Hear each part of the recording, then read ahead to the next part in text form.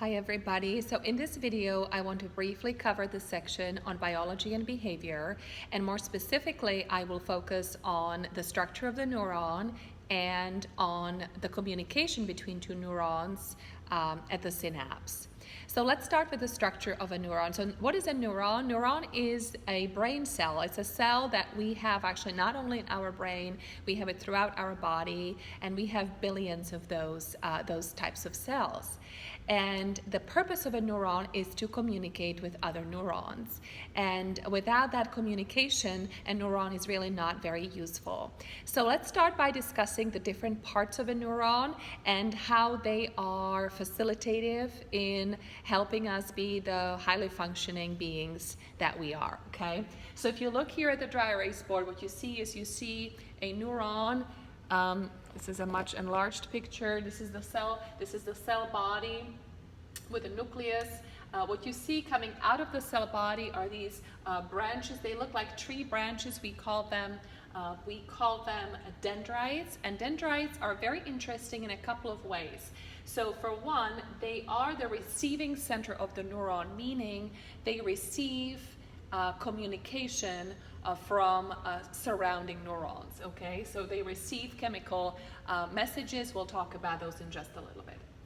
The second important fact about dendrites is that they grow in response to you learning and experience. So as you're learning new topics in psychology, or you're learning algebra, or you're picking up a new sport such as tennis, and you practice every week, you grow new neurons in your brain, and they branch out and create connections with more neurons, okay? Out of the cell body comes the axon. This is the long section right here. This is the axon, and that axon is covered with fatty substance that we call the myelin sheath. The myelin sheath has two functions. One is it prevents electricity from spilling out of the neurons. It basically insulates the neuron. And the second is that it speeds up the electrical impulse that travels down the axon all the way to the axon terminal.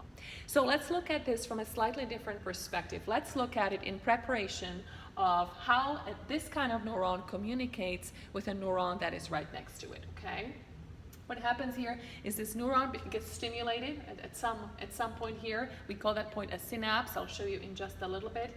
Electrical signal is triggered. We call that electrical signal action potential. The action potential travels down the axon all the way to the axon terminal right here. And at this point, the axon terminal will communicate with the adjacent neuron's dendrite.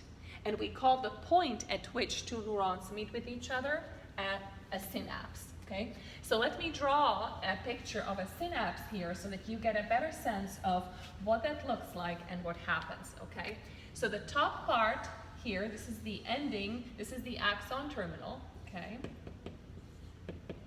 And this is the dendrite of the receiving neuron. So this is the dendrite. What you see here is, so the electricity or action potential travels down the axon all the way to the axon terminal. Here at this point, it triggers a chemical reaction in which neurotransmitters, which are chemicals stored in the axon terminal. Some examples of neurotransmitters include serotonin, dopamine, acetylcholine, etc. So these neurotransmitters are released into the synaptic gap, which is the space between two neurons. It turns out that when two neurons communicate with each other, it's at a level of a synapse, and there is a tiny, tiny space between two neurons. Now the chemicals will bind to the receptors of the adjacent neuron. So this is the dendrite, right?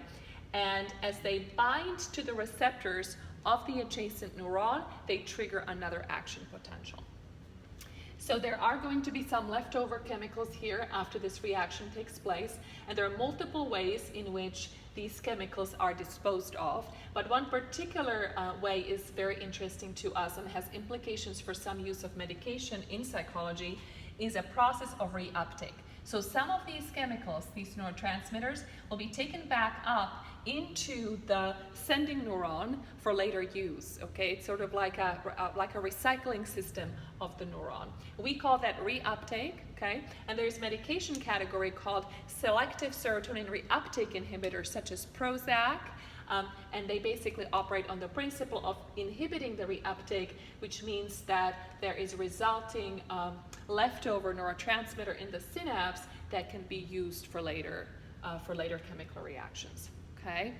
So that concludes the section on biology and behavior. I have not necessarily covered all the material you need to be familiar with, but this is some of the essential material. So please go ahead and follow instructions on Blackboard as to what the next step is, and I thank you for your attention.